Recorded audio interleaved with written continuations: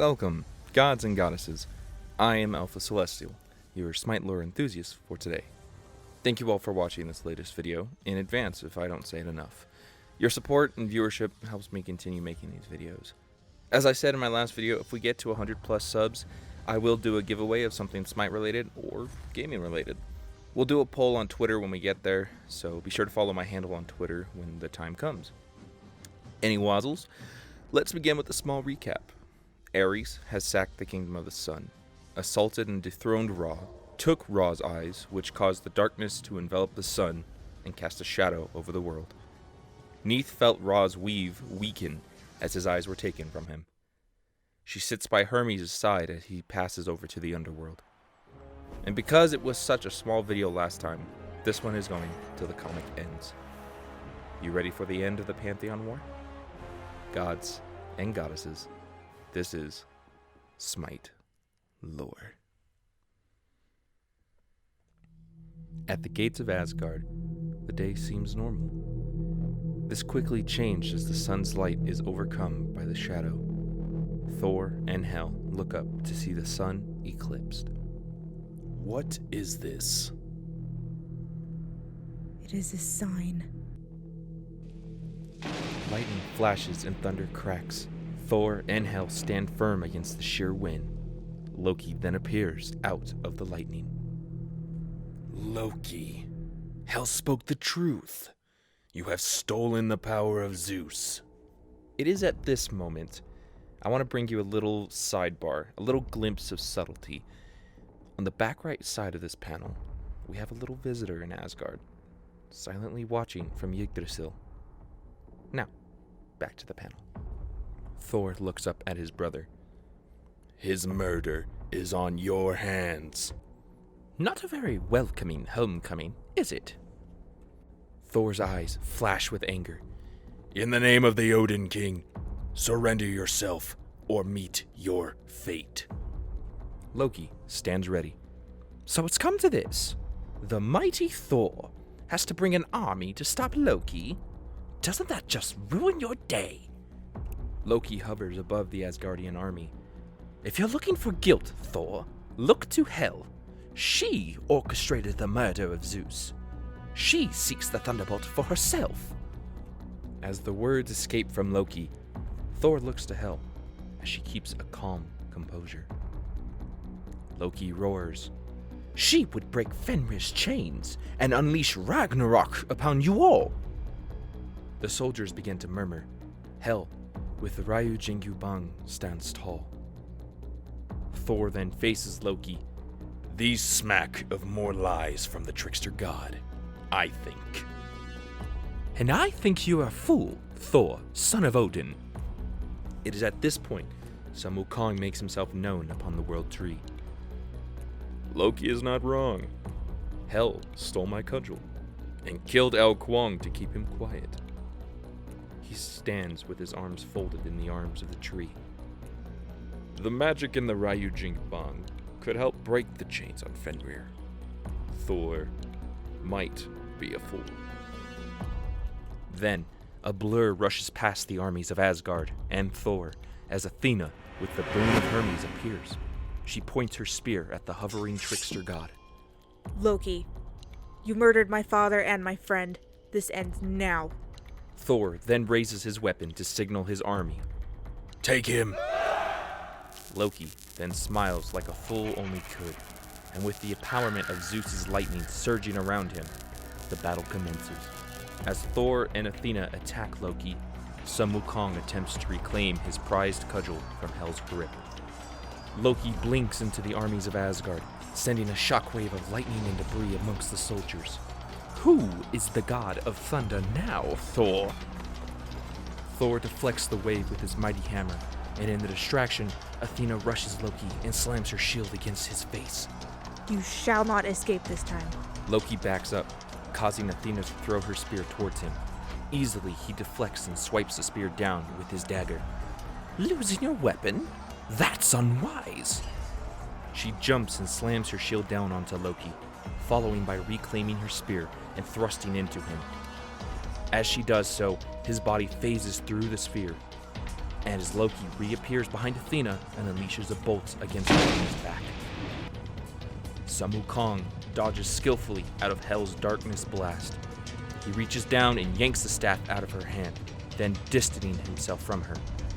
Readying the staff over his head, he brings it down with full force as the staff roars with fire. Slamming it down onto her, she evaporates into the darkness as the staff impacts the ground. Sneaky. Athena climbs back up from the cliffside as she recovers from Loki's counterattack. Not again, Loki. You die by my hand. Thor starts to channel his energy to his hammer.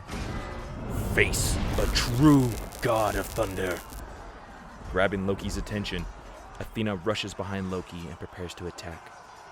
Thor throws Mjolnir, and Loki meets it with his own bolt of lightning. The impact sends all three of them backwards. Loki finds himself against the world tree with the lightning bolt beside him. Hel stands over him and grabs the bolt. Stop being so weak. You make the rest of us look bad. Loki recovers and leaps towards her to stop her. Knowing his doom close at hand, he starts to think of an escape. Athena sees him from in the branches of Yggdrasil and chases him down. Neath, feeling the presence of the gods and their placement, she knocks an arrow and fires. Sending it loose from Mercury's resting spot, the arrow travels across the lands in a fraction of a second, stopping Loki in his right leg. Athena stands over him as he reels from the pain. Any last words? Loki retorts confidently. Words are for those who have achieved nothing. My actions will be my legacy. A moment passes as Athena stands over him with her spear aimed at his chest. What are you waiting for? Do it! Athena grits through her teeth. You have caused so much pain. Ruined so many lives. I regret that I only didn't do more. Ra's words echo in Athena's ears. You have not come for truth. You have come for vengeance. And that is a thing I cannot offer. She holds her spear tighter and aims still at Loki's chest. For my father. Thor, Sun Wukong, and the armies of Asgard stand behind Athena as she places her weapon to her side. You shall face justice, not vengeance. Thor then goes and grabs Loki, lifting him up and taking his hands behind his back. Who's the fool now, coward? Loki looks back at Thor. You are! All of you! Hel has what she needs now. Fenrir will be loose, and the world will come to ruin! Thor has two guards grab the trickster god and escort him out as he shouts, The end is coming! She will doom us all! We moved to a dark, desolate place, with a large, huddled mass bound in chains. Feels a presence. Turning his eyes back, it asks, Is it time? Hel stands behind with the lightning bolt surging in her hand. It is time to fulfill your destiny. She hits the chains and they shatter on impact. Fenrir stretches his monstrous form. At last, I am free. He then lets out a howl, heralding his bonds broken at the power of Zeus. Every leader, Hades, Guan Yu, Ares, and Odin, hear the howl as the start of the end. Odin looks off in the distance while in the company of Neith, Sun Wu, Athena, and Thor, as Loki is being kept knelt in front of the Asgard king. Ragnarok has begun. In the underworld, Mercury wades through the murky water, the realm dark and gray. Mercury notices a few presences as he asks, Where is this place? His words fall on the ears of Onher, as he stands staring at the messenger. Ao Kuang meets Mercury. This is Hades. Mercury, silent, continues trudging through. He passes a pillar, and as he does, he sees a familiar figure. Zeus, sitting on a debris and makeshift throne of Hades. Zeus's eyes meet Mercury, his fingers curled in anger. Let's get out of here. So now that we've come to the end of the video, I kind of want to give a little bit of a breakdown. This entire situation started because Hades wanted the throne of Olympus. He allied with a few beings that would shift the blame off of him, and he could rule unchallenged and unrivaled. In doing so, he allied with a goddess who had her own agenda, in wanting to see the world gods cold, to make those who deserve the power of the mortals' worships become the most powerful. It took a few attempts and a couple of failed alliances, but she got what she wanted. If Hades had known this plan, or if he currently does, as he plans something with it, then he's playing every single Pantheon in the East, from Asgard to the Chinese Pantheon. The obstacles of Loki caused the unfortunate revealing of Hel's plan, but her benefit was Thor's anger clouded his judgment and allowed her to enact her plan. Ares, however, in his own way, has his own vengeance and is continuing his own morally justified path as he continues to search for Anubis. And as at this point we all know that Anubis is not the one who killed Zeus. However, Ares is not dismayed so easily. He's going to get to the bottom of it his way. And with Mercury gone, Athena can't send a quick scribble to him and let him know that Loki and Hel were parts/accessories to the murder. And doing that little tidbit, Ares' wrath will continue in the next segment. Is this Hades' plan? Let me know what you think. This was the end of Pantheon War. I'm sad to see this chapter end, but you know, it was going to happen, and I'm I'm glad I was able to record these, and I had fun doing it. I'm so glad that my wife was able to help me out in some of these voices. I really hope you guys enjoyed her voices on there too. It was so much fun recording these with her. As I said in the last videos, I know my scheduling for these it's kind of shifted from Fridays to Saturdays, and it's mainly because of my own scheduling, and you know, I do work a full-time job, so it makes it a lot harder for me to make these videos and have the time to write the scripts and continue going on.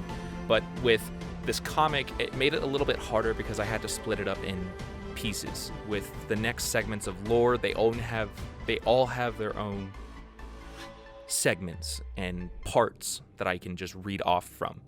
I might have to do a couple of formats to abide by it, and hopefully I can get it right, and hopefully I can get something that you guys would enjoy. So, yeah, it's going to be, we're going to give it about 2.5 to maybe 3 weeks a break, and then I will start up the next segment, and then I will be releasing each video either every week, or depending on how quickly I can get them out, maybe, well, I don't want to do it that quick, but you know, we'll see. I want to get on board and just get up to the lore currently today. I want to get up to the point to where my lore is finally coming up side by side to what's being released currently. But like I said, thank you all for watching earlier. I cannot tell you how much it means to me that you guys are taking the time out of your day to come sit, listen to me, try out voices, and practice some voiceover, and all in all give this experience, this reading of just words on a paper, words that people had made up in a storyboard team and a writing team, and kind of bring it to life a little bit. You know, I love it, and when I read these, that's all I could think of in my mind is, this is how it's playing out. These are how the voices are sounding. This is this, and this is that. You know, and of course, you can't. I'm trying to do my best to emulate what's from the game, but because I am only one person, and I'm trying to do this on my own. There's only so many voices that I can make, and so I will try every time. And if you don't like the voices, I know there's another channel out there that does just the flat reading. And it's not for everybody, and I understand that. And for those of you who do enjoy it, thank you. It is much appreciated, and I hope you enjoy listening as I do making them. So, yeah. Once again, I am Alpha Celestial, your Smite lore enthusiast. And until the next chapter, I hope you enjoyed. Please leave a like and comment and tell me what you thought of this entire thing. If you thought there's something I could do better, please give me some feedback. I'll always take it, and I'll always take it with a grain of salt, because I'm not perfect. So yeah, give me some predictions of what you think is going to happen, and your feelings on the end of this. Now go play God.